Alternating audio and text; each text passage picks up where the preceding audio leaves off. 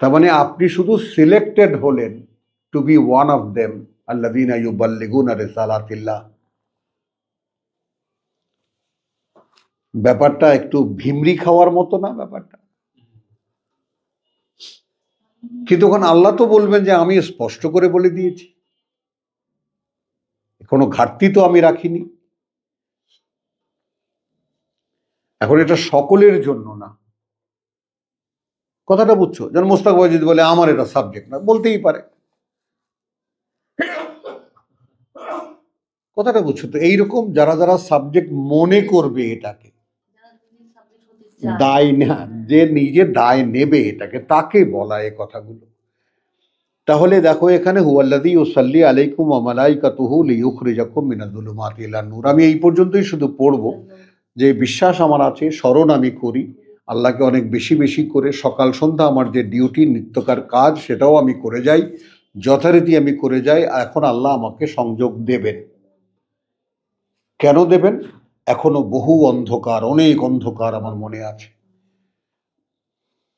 সেখান থেকে আমাকে তিনি বের করবেন। তো এখন খেয়াল করো যে মানুষের অবস্থানটা কত দূরে আল্লাহ থেকে। তো এই অবস্থাকে সামনে রেখে আমরা ওয়াকানা বিল মুমিনিনা রাহিমা, এবং তিনি, কেন এই জন্য যে তিনি আছেন বিশ্বাসীদের প্রতি, তাই না, অত্যন্ত দয়ালু। কথাটা বোঝেন তো? সেখানে আবার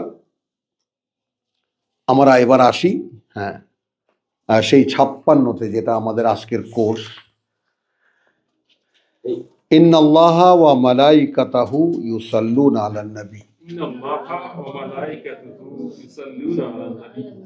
এখন খেয়াল করো, আমরা এখানে যদি আমরা জীবদ্দশায় উপস্থিত নবীকে ধরি তাও আমরা ধরতে পারি, আর 1500 বছর আগে গত হয়ে যাওয়া নবী, 1500 বছর আগে গত হয়ে যাওয়া যে ব্যক্তি, তিনি যে কিতাব রেখে গেছেন, সেই কিতাবকে যারা আজকে শপথের সঙ্গে সেই কিতাবের দায়িত্ব পালন করতে চাইবে, তারাও একজন ধরতে পারি।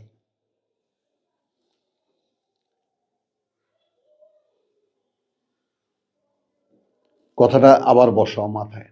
অর্থাৎ যেমন আমি সূরা তালাক থেকে দেখিয়েছি, তাই না, আজকে সকালবেলা এখন মানে ছেলের আর্গুমেন্ট শুনে 65 না, দেখো একটু একটু কষ্ট করো, তাই কোনোভাবেই বাগে আনা যায় না। তো শেষে আমি বললাম যে তুমি একটু সূরা তালাকের প্রথম আয়াতখানা একটু দেখো।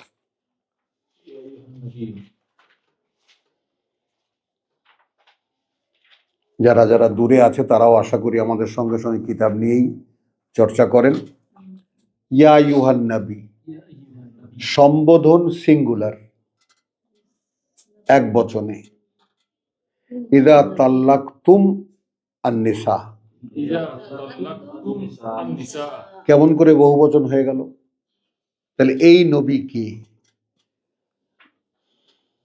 তোমরা যারা তালাক দেবে তোমাদের স্ত্রীদেরকে, ফাতাল্লিকুহুন্না লিইদ্দাতিহিন্না ওয়া আহসু আল ইদ্দা, এ তো বহু বচনে বলা সব কথাগুলো। তাহলে এই নবী কোন নবী? এখনকার স্বেচ্ছায় দায়িত্ব নিতে আসা নবী, নাকি আল্লাহ সেই মনোনীত মুহাম্মদ রাসূলুল্লাহ সেই নবী? সূরা তালাক,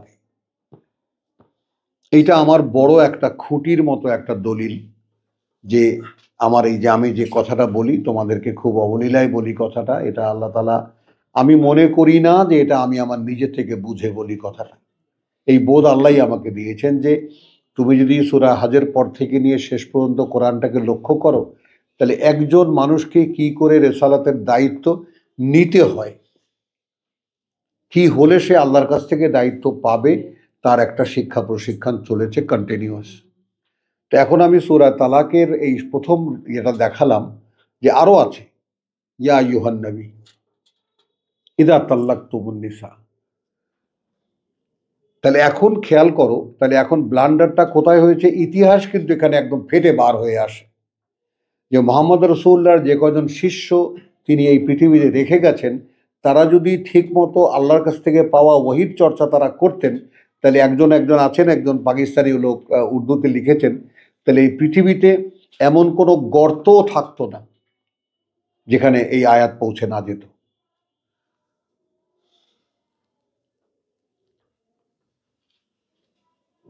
যেখানে আল্লাহর আয়াত পৌঁছে না যেত, যদি মুসলমানরা তাদের দায়িত্ব পালন করত। তাহলে ইয়া আইয়ুহান নবী ইযা তাল্লাকতুমুন নিসা, তো এখন এই আমার যুক্তিটা বুঝতে পেরেছো? এই নবী মানে এখনকার যারা এই নবুয়তের দায়িত্ব পালন করবে। আরো একটা স্থূল কথা বলি, আমি একেবারে কোনো মসজিদে গেলে তাবলিগ জামাতের শিক্ষা হয় যেখানে, যাও নবীওয়ালা কাম ভাই, নবীওয়ালা কাম শুনেছেন নিশ্চয়ই আপনাদের কান দিয়ে। তো এই নবীওয়ালা কাম যারা করবে তাদেরকে আল্লাহ বলছেন স্ত্রীদেরকে যখন তালাক দেবে তখন তালাক দেবে, এবং তোমাদের দায়িত্বে তোমরা তাদের সময় গণনা করবে। তো এইটাই আমার যুক্তি এই আয়াতের, এই ব্যক্ত করতে, এই অভিব্যক্তি করতে, যে কার্যত আল্লাহ এবং ফেরেশতারা তার 56 ইউসাল্লুনা আলান নবী, তাই না, সংযোগ দেন নবীর উপরে, বা উপরে না বলে যদি বলি সংযোগ দেন প্রেক্ষিতে নবীর, অর্থাৎ যেই প্রেক্ষিতে যে নবী কাজ করে সেই প্রেক্ষিতে তার উপরে একটা সংযোগ আসে যে এই কাজটা করবে। এখন তুমি খেয়াল করো, তুমি ব্যক্তিগতভাবে যদি নিজেকে কল্পনা করো, তাহলে তোমার ব্যক্তিগত পরিশুদ্ধির ব্যাপারটা কোন পর্যায়ে চলে যাচ্ছে।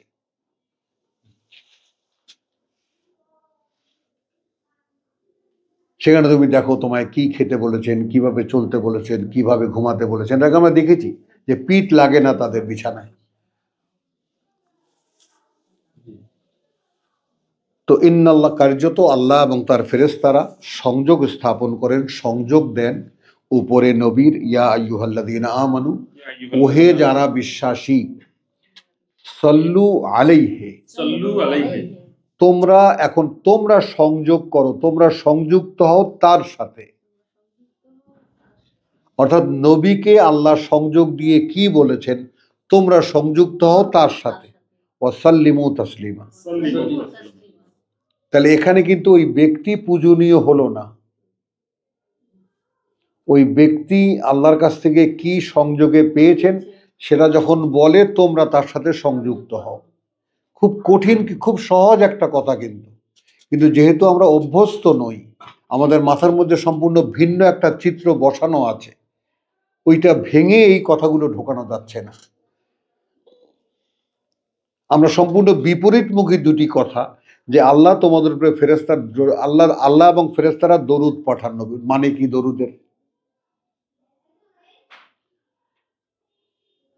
তো এই যে জটিল অবস্থা তর্জমার কারণে, তো ইন্নাল্লাহা ওয়া মালাইকাতাহু ইউসাল্লুনা আলান নবী ইয়া আইয়ুহাল্লাযীনা আমানু সাল্লু আলাইহি ওয়া সাল্লিমু তাসলিমা। তো আলহামদুলিল্লাহ, আমরা ইন্নাল্লাযীনা ইউযুনাল্লাহা ওয়া রাসূলাহু, এই যা একটু সম্পূরক আয়াতের ব্যাপার একটা, যারা কষ্ট দেয় আল্লাহকে, ওয়া রাসূলুহু ওয়া রাসূলাহু, এবং তার কোনো বার্তাবাহককে। এখানে আমি একটা পেশ এবং একটা জবর দিয়ে পার্থক্যটা করে দিতে পারি, কিন্তু খেয়াল করব, ইন্নাল্লাযীনা ইউযুনা আল্লাহ ওয়া রাসূলাহু, আর রাসূলুহু যদি হয় তাহলে সরাসরি মুহাম্মদ রাসূলুল্লাহ সিলেক্টেড হয়ে যান, আর রাসূলাহু তার কোনো বার্তাবাহক। এখানে আমি বার করে আনতে চাই সাধারণের কাছে, তাকে যে কষ্ট দেবে, মানে মূলত কষ্ট দেবে আল্লাহকে, তাকে প্রত্যাখ্যান করা, তাকে গালিগালাজ করা, তাকে হেয় করা, তাকে অপমানিত করা, এই যে এখন যে আহলে কোরআন বলে ধিক্কার দেওয়া, এরা আসলে কি করছে? আল্লাহকে কষ্ট দিচ্ছে।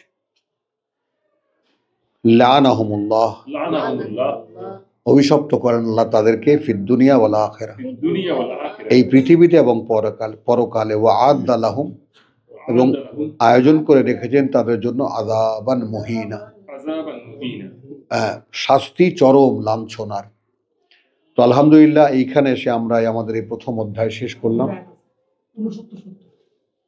না, 1 ঘন্টা হয়ে যাবে, তুমি দাও, থাক।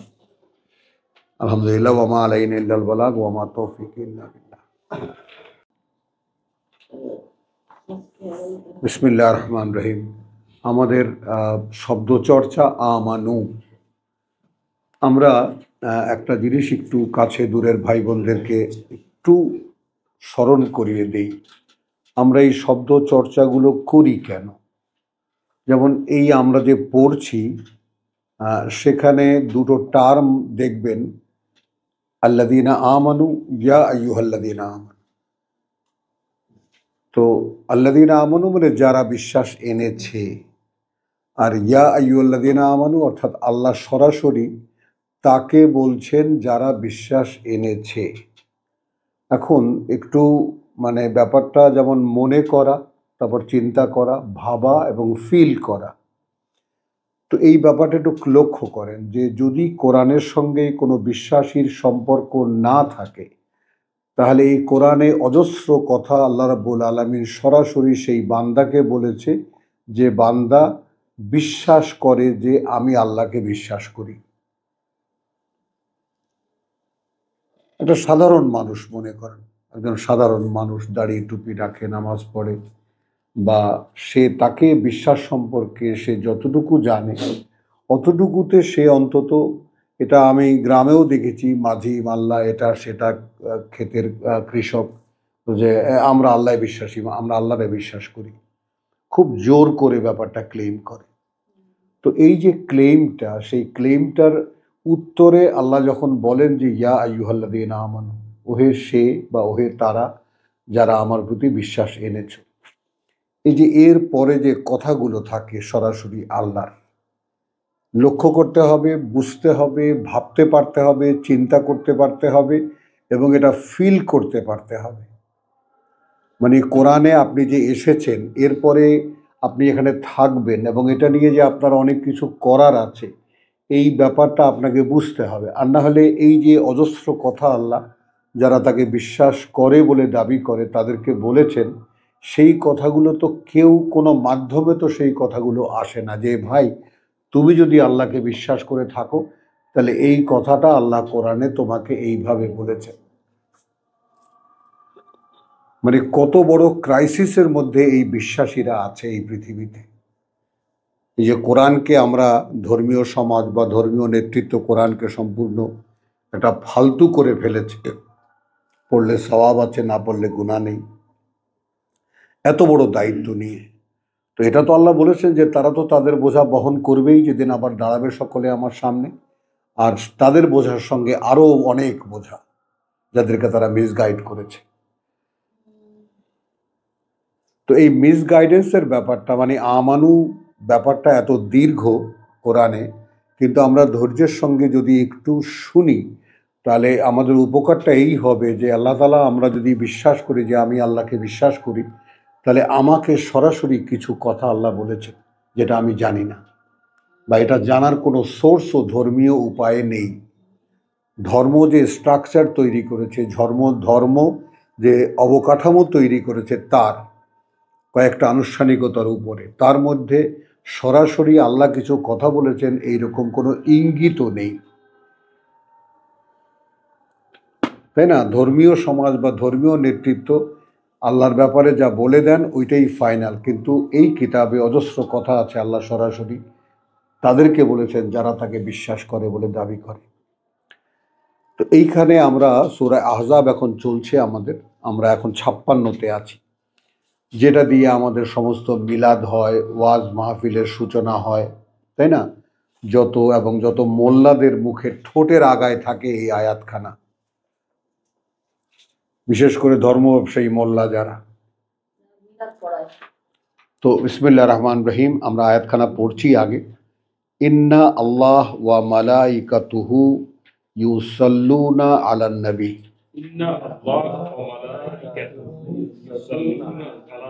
হ্যাঁ, কার্যত আল্লাহ এবং ফেরেশতারা, তাঁর ফেরেশতারা সংযোগ স্থাপন করে, হ্যাঁ, সংযোগ স্থাপন করে উপরে নবীর, ক্ষেত্রে নবীর। তো এই ব্যাপারটা আমরা একটু বলি যে নবীকে যদি আমরা একেবারে সেই নবী অর্থাৎ মুহাম্মদ রাসূলুল্লাহকে ধরি তাহলে তাকেও ধরতে পারি। আর আমরা কালকে যে নির্ণয়ে আমরা এসেছি সেটা হলো যে আয়াত ৪৯ থেকে ইয়া আইয়ুহাল্লাযীনা আমানু, হ্যাঁ ইন্নালিল্লাহ, আয়াত ৪১ থেকে ইয়া আইয়ুহাল্লাযীনা আমানু উযকুরুল্লাহা যিকরান কাসীরা। অর্থাৎ আমরা বলতে চাই যে ৩৫-এর অনুশীলক যারা, ৩৫-এর অনুশীলক যারা, এবং এটা তাদের বাহ্য অবয়ব অর্থাৎ আচরণগতভাবে তারা এইরকম, অন্তর্গতভাবে তারা কিরকম, ২৪-এর ৩৫ সূরা নূর, আল্লাহু নূরুস সামাওয়াতি ওয়াল আরদ। তো ২৪-এর ৩৫ হলো একজন বিশ্বাসীর অভ্যন্তরীণ অবস্থা, নূরুন আলা নূর, চেতনায় তাদের আলোর উপরে আলো। তো ২৪-এর ৩৫ হলো একজন বিশ্বাসীর অন্তর্গত অবস্থা, এবং ৩৩-এর ৩৫ হলো একজন বিশ্বাসীর আচরণগত অবস্থা, অবয়বিক অবস্থা। তো এইটা এখন এরপরে ৩৩-এর ৩৬ হলো তাকে ডিটারমিন করা, অর্থাৎ একজন মানুষ যখন প্রত্যেকটি ব্যাপারে, এখন আল্লাহ আর রসুল তো একই সঙ্গে আমরা কোরআনে পাই। একটা সময় ছিল আল্লাহ অদৃশ্য থেকে ওহী পাঠাতেন, তার রসুল দৃশ্যমান ছিলেন, তিনি লোকদেরকে বলতেন। আমরা তার ১৫০০ বছর পরের মানুষ, তো আমরা আল্লাহ এবং রসুলকে একই সঙ্গে পাই। আল্লাহ যা বলেছেন, রসুল যা ব্যক্ত করেছেন তা লিখিত হয়েছে, আল্লাহই লিখিত করিয়েছেন, এবং তারপর এই কিতাব তার সংরক্ষণে আছে, এটা আমরা বিশ্বাস করি। আরও বিশ্বাস করার কারণ হলো এই যে এই ১৫০০ বছরে এই কোরআনের কোনো বিকৃতি, কোনো ভুল, কোনো ত্রুটি কেউ কিছু আবিষ্কার করতে পারেনি। তাহলে নিঃসন্দেহে লা রাইবা ফীহি এই কিতাবকে আমরা ধরে নিই। তো এই কিতাবের আমরা যেমন বলি যে এক একটা শব্দ, এক একটা বাক্য, তাই না, যে পৃথিবীর সব কিছুই আমরা মিথ্যা হয়ে যেতে পারে, কিন্তু যা মিথ্যা হবে না তা হলো এই কিতাব। এখানে যা লেখা আছে তাই সত্য। তো সেই হিসাবে আমরা সূরা নূরের ওটা দেখিয়েছি বিশ্বাসী মানুষের অন্তর্জগৎ, বিশ্বাসী মানুষের আচরণগত দিক, এবং তার একটা যে ব্যাপার যে সে বেসিক্যালি কীরকম। ওয়ামা কানা লে মুমিনিন ওয়ালা মুমিনাতিন, নারী পুরুষ উভয়কেই এখানে যুক্ত করা হয়েছে। সঙ্গত নয় কোনো বিশ্বাসী পুরুষের আর না কোনো বিশ্বাসী নারীর, ইদা কাদা আল্লাহ ওয়া রাসূলুহু, যখন কোনো সিদ্ধান্ত জানিয়ে দেন আল্লাহ অর্থাৎ তার বার্তাবাহক, আমরান কোনো একটি বিষয়ে, কোনো একটি বিষয়, আনিয়াকুনা লাহুমুল খিয়ারাতু, যে থাকবে তাদের এর উপরে কোনো এখতিয়ার, অর্থাৎ কোনো নিজস্ব কোনো এখতিয়ার বা ইচ্ছা প্রকাশের সুযোগ, মিন আমরিহিম, তাদের সেই বিষয়টাতে। তাহলে এখানে ব্যাপারটা সে ফাইনাল হয়ে গেল যে এইরকম বিশ্বাসী যারা 10টি গুণে গুণান্বিত 35-এর, তারা শেষ পর্যন্ত এই জায়গায় এসে পৌঁছায় যেখানে যেখানে সে কোনো ব্যাপারে যদি জানতে পারে কোরআনে এইটা আমি পড়েছি, তাহলে আর তার নিজের ইচ্ছাও সেখানে প্রয়োগ করে না, এবং আল্লাহ এখানে একেবারে অধিকার হিসেবে বলেছেন কোনো অধিকারই নেই তার। এইবার অনুমান করুন যে তাহলে আপনার সমর্পণটা কোন পর্যায়ে এসেছে এখন। ওইটা আমরা বুঝতেই পারি যখন আকাশ এবং পৃথিবীকে বললেন ইতিয়া তাও আন আও কারহান, ইতিয়া তাও আন আও কারহান, যে আত্মপ্রকাশ করো, ইচ্ছায় হোক অথবা অনিচ্ছায়। তাহলে এখানে আল্লাহর কথা মানতে গিয়ে কিছু অনিচ্ছাও আমি আক্রান্ত হতে পারি। আমি ব্যক্তিগতভাবে আমার আল্লাহ করতে বলেছেন, আমি জানি কিন্তু করতে ইচ্ছে করছে না, সেখানে আমাকে ফোর্স করতে হবে যে যেহেতু এটা আল্লাহ বলেছেন আই হ্যাভ টু ডু, আমাকে এটা করতে হবে। তবে গিয়ে মানুষটা আল্লাহর পছন্দের মানুষ হয়ে দাঁড়ায়। তো এই ব্যাপারটা আমরা টেনে এনেছি। আমরা এরপরে আমরা একটা বিশেষ আলাদা একটা ব্যাপার ছিল 37-এ, ওটা আমরা পড়িনি। 38 থেকে আমরা বলেছি যে মা কানা আলান নবী, এই নবীকে আমরা মোহাম্মদ রসুল্লাহ যে নবী তাকে ধরি না, এটা ধরি আমরা সূরা হজ থেকে, যে নবীকে আমরা এনেছি যে একজন মানুষকে আল্লাহ মনোনীত করবেন। তো তার সাইন আমরা 35-এ পাই। আমরা বলছি, আমরা এখানে আবারও স্মরণ করিয়ে দিই, নোট করার হলে নোট করে রাখো। সূরা বাকারার 143-এ রব্বুল আলামিন আমাদেরকে জানিয়ে দিয়েছেন, ওয়াকাযালিকা জাআলনাকুম উম্মাতান ওয়াসাতান লিতাকুনু শুহাদা আলান নাস ওয়া ইয়াকুনুর রাসূলু আলাইকুম শাহীদা। ঠিক সেই কথাটাই আমরা সূরা হজের শেষ আয়াতে এসে আবার পাই। তাহলে মোহাম্মদ রসুল্লাহকে দিয়ে যে জনগোষ্ঠী রব্বুল আলামিন গড়ে তুলেছেন, এবং মোহাম্মদ রসুল্লাহকে দিয়ে সারা জীবন ধরে, তাকে দিয়ে দীর্ঘ সময় অর্থাৎ 23 বছর ধরে তার উপরে যে কিতাব তিনি এক্সপ্লোর করেছেন, প্রকাশ করেছেন, তো সেই যাকে বলে যে তাকে দিয়ে প্রকাশ করিয়েছেন, এর সম্পূর্ণটা, এই ব্যাপারটা সার্থকতা হবে এই যে মোহাম্মদের রেসালাতের বিশ্বাসী যারা, এই কিতাবে বিশ্বাসী যারা, তারা অবশ্যই মোহাম্মদ রসুল্লাহকে বিশ্বাস করে। তো সেই বিশ্বাস যারা করে, তো উম্মতে মোহাম্মদী বলে দাবি করে যারা, তো সেই উম্মতের কাছে কিতাব নেই কেন, কিতাবের চর্চা নেই কেন? তাহলে এটা পরিষ্কার, যেই মূসা আলাইহিস সালামের কথা এই কোরআনে সর্বাধিক আলোচিত, সেই মূসা আলাইহিস সালাম সূরা মায়েদায় আমরা দেখেছি তিনি ক্ষমা চেয়েছেন, প্রভু আমি আর আমার ভাই ছাড়া কাউকে আমাদের কথা শোনাতে পারিনি, আমাদেরকে এদের থেকে আলাদা করে দাও। তো এই যে নিয়ম, কোরআনের যে নিয়ম, কোরআনে বলা হয়েছে কোনো রাসূল কোনো নবীকে সব মানুষ মেনে নেয়নি। এবং মূসা আলাইহিস সালামের ক্ষেত্রে এসে, মানে আমাদের আগের যিনি আসলে কিতাবওয়ালা, এর আগে তো হিকমা অর্থাৎ ঈসা আলাইহিস সালাম, কিন্তু মূল কিতাবের মূল হলো তাওরাত। তো তাওরাত যার উপরে এক্সপ্লোর করা হয়েছে, যাকে দেওয়া হয়েছিল বনি ইসরাইলের জন্য, সে বনি ইসরাইল কিতাব মানেনি। তো আমরা এখানে বলতে কোনো দ্বিধা নেই যে মোহাম্মদ, এবং এটা আল্লাহ 213-তে সূরা বাকারার পরিষ্কার বলে দিয়েছেন যে কিতাব নিয়ে বিতর্ক শুরু করেছে তারাই যাদেরকে রাসূলের মাধ্যমে কিতাব দেওয়া হয়েছিল।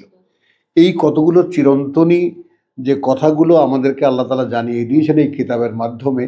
অতএব আমরা এই সিদ্ধান্তে উপনীত এখন হতেই পারি খুব সহজে যে এই কিতাব, মানে আমরা যারা পড়ছি তারা নিজেদেরকে খুব সামান্য কয়েকজন ধরে নিলেই ভালো হয়, তাই না? যে এটার একটা বড় জনসমাগম হবে, লক্ষ লক্ষ মানুষ এটা শুনবে, লক্ষ লক্ষ মানুষ ছুটে আসবে, না, এটা হবে না। খুব সামান্য কিছু মানুষ তাদের বিবেচনা দিয়ে যদি আলটিমেটলি এই সত্যকে খুঁজে পেতে পারে, যে আসলে এই সত্য পাওয়া এক পরম সৌভাগ্যের ব্যাপার। আর এই আল্লাহ যদি বলে থাকেন যে মা ইউলাক্কাহা ইল্লাযীনা সাবারু, যারা অবিচল থাকে তাদের অবস্থানে, তারা ছাড়া, আর যারা অনেক বড় সৌভাগ্যের অধিকারী তারা ছাড়া এটা কেউ পাবে না। তো এই সমস্ত কথাগুলো সামনে রেখে আমি আসছি যে এখানে আগে আসছি 41-এ, ইয়া আইয়ুহাল্লাযীনা আমানু 56-র আগে, মানে এই বিষয়টার অ্যানালাইসিস আগেই আল্লাহ করে দিয়ে গেছেন। যে 38-এ বলা হয়েছে কোনো নবীর জন্য এইটা অস্বস্তিকর নয় যদি আল্লাহ কোনো কিছু তার জন্য অবশ্য করণীয় করে দিয়ে থাকেন। এইটা নিয়ম আল্লাহর। ফিল্লাযীনা খালাউ মিন ক্বাবল, যা আবর্তিত হয়েছে এর আগে যারা ছিল তাদের উপরে, ওয়া কানা আমরুল্লাহি কদরান মাকদুরা। এই আয়াতখানা আজকে দুপুরের সময় আমার ছেলের সঙ্গে এই আয়াত নিয়ে লেগে গেছে, বুঝছো? তো আমি বললাম তুমি আর একটু সবর করো, সে মানতেই রাজি না, ইত্যাদি ইত্যাদি, যাই হোক। তা আমি বললাম যে বিতর্ক তো থাকবেই, বিতর্ক হলেই না ভালো হবে, তুমি করো। তো আল্লাযীনা ইউবাল্লিগুনা রিসালাতিল্লাহ, আমরা সূরা আহজাবের এই মহা গুরুত্বপূর্ণ এই চ্যাপ্টারটাকে যদি আমরা কেউ একদম স্বচ্ছ কাঁচের মতো না করে নিতে পারি, যদি শতবার নয় হাজারবারও পড়তে হয়, তাহলে হাজারবার পড়ে খুঁটিয়ে খুঁটিয়ে দেখে এই বিষয়টা আপনি আপনার কাছেই স্পষ্ট করে নেবেন। আমি বলেছি সূরা হাজের পরে মিনাল জিন্নাত ওয়ান নাস পর্যন্ত এই পুরো বাকি কোরআন এইটুকু একজন মানুষ কেমন করে কোরআনের ধারক হবে এবং বাহক হবে তার সরাসরি একটা প্রশিক্ষণ চলছে। শিক্ষার সঙ্গে সঙ্গে একটা প্রশিক্ষণও চলেছে সূরা হাজের পর থেকে নিয়ে শেষ পর্যন্ত। তো এই ব্যাপারটা সকলে আমরা দেখব এবং জায়গায় জায়গায় একেবারে সরাসরি আল্লাহ ব্যাপারটা প্রেজেন্ট করেছেন, সামনে রেখেছেন। তো তারই একটা জায়গা সূরা আহজাবের এই জায়গাটা। তো যারা এখন এখানে খুলে গেল ব্যাপারটা, যারা পৌঁছাবে আল্লাহর বাণী ও বার্তা রিসালাতিল্লাহ, তাদের কোয়ালিটি থাকতে হবে, তারা ভয় পায় না। হ্যাঁ, ওয়া ইয়াখশাউনাহু, শুধু ভয় পায় তাকে, আর ভয় পায় না তারা আহাদান ইল্লাল্লাহ, কাউকেই তিনি ছাড়া। এই সব কিছু কিন্তু সেই মানুষটার গুণের আপেক্ষিক কথা বলা হচ্ছে, যেই মানুষটা এটা হতে চাইবে যে আমি এই পরম সৌভাগ্যের অধিকারী। ওমান আহসানু কাউলাম মিম্মান দা ইলাল্লাহ, যদি কাউকে এই কথাটা স্পর্শ করে যে স্বয়ং সৃষ্টিকর্তা বলেছেন, তার চাইতে উত্তমতম কে কথায়, যে মানুষের কাছে আল্লাহর কথা পৌঁছায়। তো সেই ব্যাপারটা তো আমরা জানি। তো এখন ওই কথাটাই আর একবার অন্য আঙ্গিকে আসছে, আল্লাযীনা ইউবাল্লিগুনা রিসালাতিল্লাহ ওয়া ইয়াখশাউনাহু ওয়া লা ইয়াখশাউনা আহাদান ইল্লাল্লাহ ওয়া কাফা বিল্লাহি হাসিবা, এবং তার ব্যক্তিগত হিসেব কিতাব দিতে সে আল্লাহকেই যথেষ্ট মনে করে। এইখানে একটা মানুষকে কিন্তু একেবারে এক জায়গায় নিয়ে আসা হয়েছে, একার জায়গায়। এরপরে মোহাম্মদের কথা বলা হয়েছে যে মোহাম্মদ কে ছিল। মোহাম্মদের কোনো বংশধারা নেই, সে ছিল আমার বার্তাবাহক, এবং আমি যেসব লোকদেরকে মনোনীত করেছিলাম এই পৃথিবীতে মানবতার পরীক্ষা শুরুতেই, সেই সময় আমি কিছু লোককে একত্রিত করে আমি তাদের কাছ থেকে শপথ নিয়েছিলাম, যাদেরকে দিয়ে আমি এই পৃথিবীতে মানুষের কাছে আমার কথা বলাবো। তো এরা ছিল আমার মনোনীত মানুষ। সেই চেইন থেকে বা সেই চেইনের সেই ধারাবাহিকতার সর্বশেষ জন এই মোহাম্মদ। বোঝা গেল আদম থেকে নিয়ে সর্বশেষ জন এই মোহাম্মদ, এটা তার বিশেষ পরিচয়। তাকে দিয়ে মানে আমার কথা বলানোর জন্য মনোনীত মানুষদের ধারাবাহিকতা শেষ। এখন তোমাদের জন্য থাকলো উযকুরুল্লাহ যিকরান কাসীর, 41। বোঝা গেল কথাটা? এবং এটা লিঙ্ক করলো আবার সেই ওয়াযাকিরিন আল্লাহ কাসীরান ওয়াযাকিরাত, 35-এর শেষ কোয়ালিটি। হ্যাঁ, সবসময় যেমন মূসা এবং হারুনকে যখন পাঠানো হলো, ওয়ালা তানিয়া যিকরি, আমার স্মরণের ব্যাপারে কখনো কখনো শিথিল হবে না। তো এখন আমরা যারা এই কোরআন চর্চা করছি, তারা নিজেরা নিজেদেরকে সেই আয়নায় দেখতে পেতে চাই এবং দেখতেও পারতে চাই যে আমাদের কতখানি স্মরণে থাকেন আল্লাহ, কতখানি রাখতে পারি আর কতখানি রাখতে পারি না।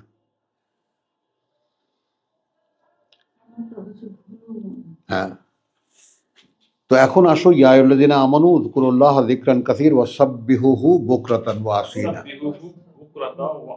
হ্যাঁ, এখন দেখো আমরা দেখেছি সূরা বনী ইসরাঈলে, আমরা এটা দেখেছি যে আকিমুস সালাতা লিদুলুকি শামসি ইলা গাসাকিল লাইলি ওয়া কুরআনুল ফজর, তাই না?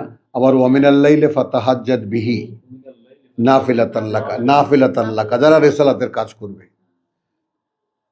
তো ওখানে ওয়া মিনাল লাইলি ফাতাহাজ্জাদ বিহি নাফিলাতান লাকা, এখানে ইয়া আইয়ুহাল্লাযীনা আমানু উযকুরুল্লাহ যিকরান কাসীর ওয়াসাব্বিহুহু বুকরাতান ওয়া আসীলা। এটা হলো সেই আকিমুস সালাতা লিদুলুকি শামসি ইলা গাসাকিল লাইল ওয়া কুরআনুল ফাজর। হুয়াল্লাযী ইউসাল্লি আলাইকুম। এখন এইখানে আমরা বাংলা তর্জমাটা আগে দেখে নিই, যে আমাদের অসংখ্য মানুষ যারা কোরআন এখন পড়েও তাদের একমাত্র অবলম্বন তো তর্জমা। উর্দু ভাষীদের জন্য উর্দু, ইংরেজি ভাষীদের জন্য ইংরেজি, তাই না? যেই ভাষায় কোরআন তর্জমা আছে তাদের জন্য তর্জমাই নির্ভর। কারণ এই তর্জমায় যে ব্লান্ডারগুলো হয়ে আছে সেগুলো কে কাকে দেখাবে? যেমন এখানে চোখ কিন্তু ঘোলা হয়ে আসছে, হ্যাঁ সাবধান। তো হুয়াল্লাযী ইউসাল্লি আলাইকুম ওয়া মালাইকাতুহু, খেয়াল করো, তিনি তোমাদের প্রতি রহমত বর্ষণ করেন, তার ফেরেশতাগণ তোমাদের জন্য রহমতের দোয়া করে। কিভাবে এটা আরবির সঙ্গে আমি মেলাবো?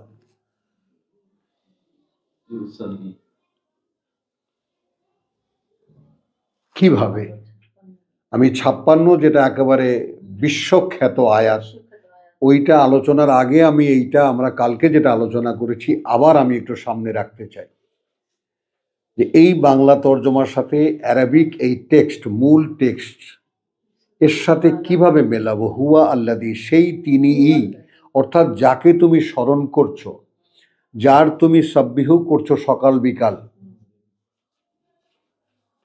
সেই তিনিই, তাই না, ইউসাল্লি তোমাদের উপরে এবং তার ফেরেশতারাও। তাহলে এই কথা দুটোকে কিভাবে এক লাইনে আনা যাবে?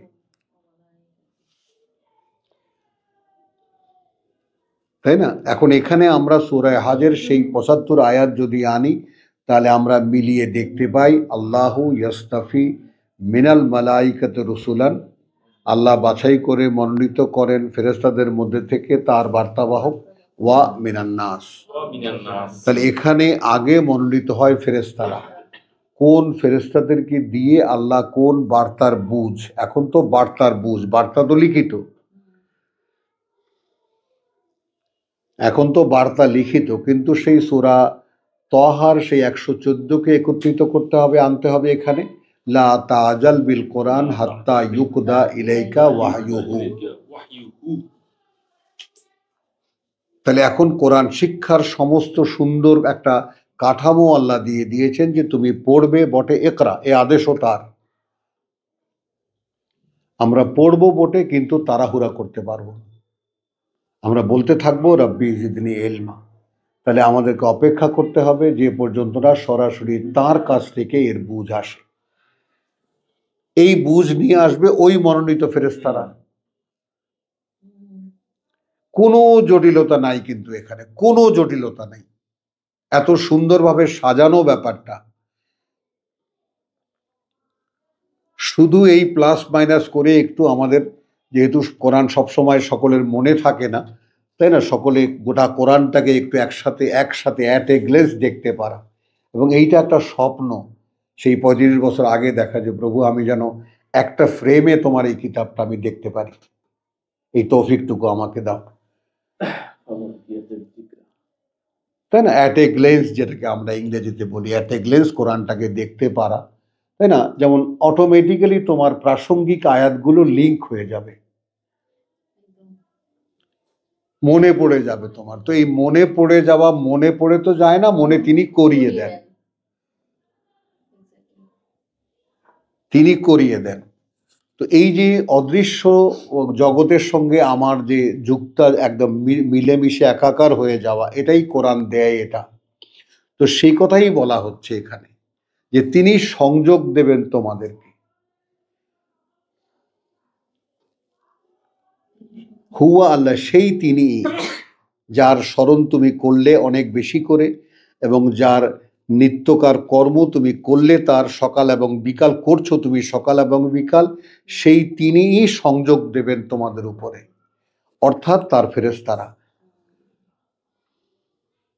এবং তার ফেরেশতারা না, অর্থাৎ তিনি আদেশ করবেন এই বান্দাদেরকে নিয়ে এই বার্তা পৌঁছাও। কি কোনো জটিলতা আছে কথার মধ্যে? সংযোগ তো কানেকশন কানেকশন দিতে তো কোনো বার্তাবাহক লাগে না, বার্তাবাহক লাগে, মানে এইটা সিস্টেম, এটা আল্লাহর সিস্টেম। তিনি প্রত্যেকটা কথার মাঝখানে ফেরেশতাদেরকে সাক্ষী রাখেন, কারণ তারা মানুষকে সেজদা করেছে। একটা দায় আছে, একটা বড় প্রসঙ্গ আপনি তুলেছেন, এটা মনে রাখবেন, একদিন আলোচনা করব এটা, ঠিক আছে? আপনি সুন্দর একটা প্রসঙ্গ তুলেছেন, মানে ফেরেশতাদেরকে প্রত্যেকটা জায়গায় কেন তিনি সাক্ষী রাখেন, যে ফেরেশতারা যে মানুষকে আল্লাহ তাআলা যে বলেছেন যে উসজুদু লি আদম ফাসাজাদু, তাই না? কিন্তু সেই ফেরেশতারা আবার খেলাফতের ব্যাপারে আপত্তিও করে বসেছে, এরা রক্তপাত করবে, মারামারি করবে। তারপরে আল্লাহ যখন তাদেরকে বুঝিয়ে দিয়েছেন যে না, এর মধ্যে কিছু আছে, ব্যাপারটা এই, তো তখন তারা মেনে নিয়েছে।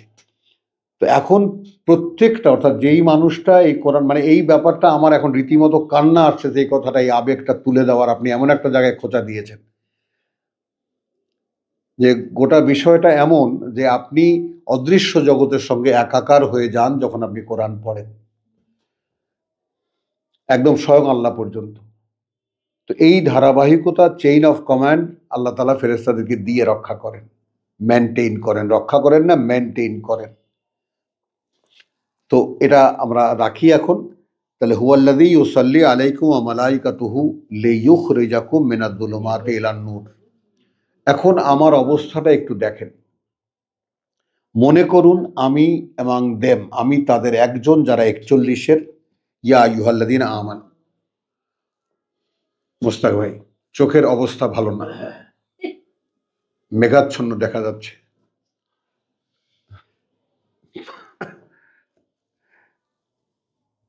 ওহে যারা বিশ্বাস এনেছো, এই কথাটা একটু গুরুত্বের সঙ্গে খেয়াল করো। উযকুরুল্লাহা যিকরান কাসীর। তুমি বুঝতে পারছো? এখন তুমি আমি এটা করি বা না করি, কোশ্চেন আসে না। ওহে যারা বিশ্বাস এনেছো, হ্যাঁ, ওহে যারা বিশ্বাস এনেছো, স্মরণ করো আল্লাহকে প্রচুর পরিমাণে, এবং তোমার যে সকাল বিকালের যে কাজ, সেটা যথারীতি তুমি করে যাও। বোঝা গেল? তো যার করছো সেই আল্লাহই তোমাকে সংযোগ দেবেন। না, এটা তুমি করছো, লক্ষ্য করার বিষয়। আবার রিপিট করছি কেন, মানে এই ব্যাপারটা কম্প্যাক্ট, একেবারে নিশ্ছিদ্র যে অবস্থাটা, সেটা একটু বুঝে নাও। যে তুমি সেই একজন বিশ্বাসী, যে অনেক করে আল্লাহকে স্মরণ করছো, এবং সকাল সন্ধ্যা তোমার যে কাজ, নিত্যকার কাজ, নৈমিত্তিক কাজ, তা তুমি যথারীতি করে যাচ্ছ, এবং সে সার্টিফিকেট আল্লাহ দিচ্ছেন। সেই তিনি এবার এবার কেন দিচ্ছেন? এই জন্য যে তুমি নিয়ত করেছো, তুমি বালাগ হবে, তুমি মানে তোমার ইউবাল্লিগুনা রিসালাতিল্লাহ।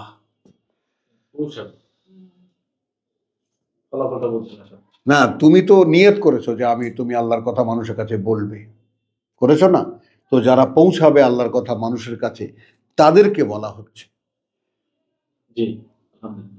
পরিষ্কার ব্যাপারটা তো। উযকুরুল্লাহ যিকরান কাসীর ওয়াসাব্বিহুহু বুকরাতান ওয়া আসীলা। এই নিত্যকার কাজ তো তোমার আছেই, এবং সেটা জাকারিয়াকেও বলেছেন, সব রাসূলকে একই কথা বলেছেন, যে তোমার অন্তর জগৎ এক মুহূর্তের জন্য যেন আমার থেকে গাফেল না থাকে। ওই জন্যই আমার ওই গুরুজি তিনি বলেছেন, ইসলাম সাহেব, যে সালাম টু হিম, যে একদম গাফেল একদম কাফের। একটি নিঃশ্বাস তুমি আল্লাহ থেকে অনুপস্থিত, ওই নিঃশ্বাসটাই হিসাবের মধ্যে আসবে, যে এই নিঃশ্বাসটা কোথায় ছিল তখন। রেসালাতের দায়িত্ব তো এত ব্যাপার না, একেবারে পরিষ্কার, মানুষটা সম্পূর্ণ একেবারে আল্লাহর জন্যই বেঁচে থাকা, তাই না? যে ইন্না সলাতি ওয়া নুসুকি ওয়া মাহইয়ায়া ওয়া মামাতি লিল্লাহি রাব্বিল আলামিন। তো সেই মানুষটার কথা ভাবো, এবং সেই তিনি সংযোগ দেবেন তোমাদের উপরে এবং ফেরেশতারা, অর্থাৎ ফেরেশতারা। এই কথাটা আগে একটু বুঝে নেন। লিইয়ুখরিজাকুম মিনাজ-যুলুমাতি ইলান-নূর। তাহলে মানুষ কি রকম দেখেন, মানুষ কি রকম, যে এত কিছু সে করছে, স্মরণ করছে 24 ঘন্টা প্রতি মুহূর্তে, নিত্যকার কাজ যা তা সে করে যাচ্ছে সকাল সন্ধ্যা। হলো, তারপরেও আল্লাহর সংযোগ দিতে হবে এই জন্যে যে তোমার মধ্যে এখনো অনেক অন্ধকার আছে।